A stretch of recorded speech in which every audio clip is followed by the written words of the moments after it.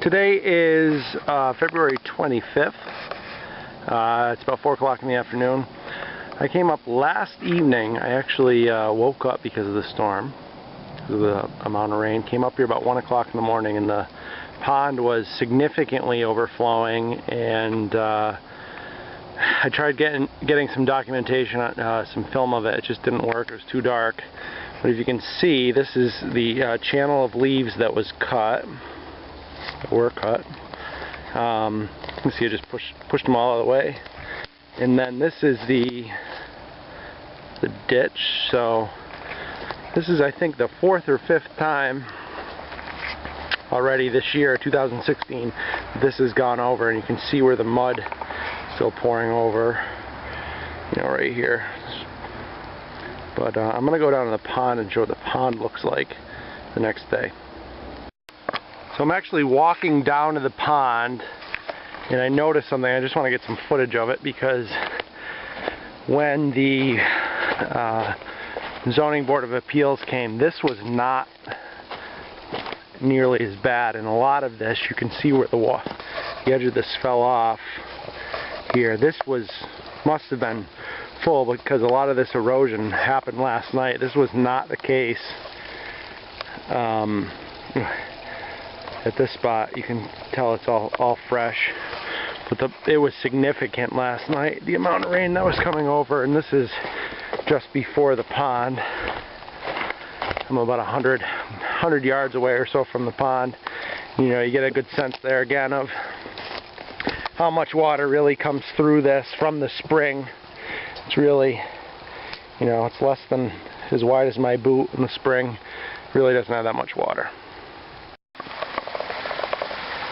Now again, this is February 25th, 2016, just documenting the day after. Again, I came up here, woke up at about 1 o'clock, and just for the hell of it, I took a ride up and documented that the pond was overflowing across the street, coming onto this property, an empty property. This is from the pond. It went over, the amount of water went over the causeway there. You see the leaves washed away. And then this is interesting too. These 3 trees here, a couple ash trees, and then it's another ash tree behind it, are now all tipped over. And if you see the erosion here, that bank has very recently collapsed. So there's 3 more trees that are now gone. But you can see it's kind of tough to see this here, but the water coming off the pond is again kind of chocolate milk colored with sediment. Now here we are at the pond. That's the scene I just showed. I want to show this now because this is actually iced over. It looks like it's open, but it's not. There's ice on this, and this is what happens with the sediment as it erodes the banks, so the water comes across the street. If you feel on the top of this ice, this is all, it's tough to see, but it's all a layer of sediment. It's just caked on there. I'm going to try to walk. You can see here where there's like this line, that's the ice, and then the sediment here. And if I go like this, you can see how it muddies the water. So that's all from last night. February 25th, 2016, from the storm.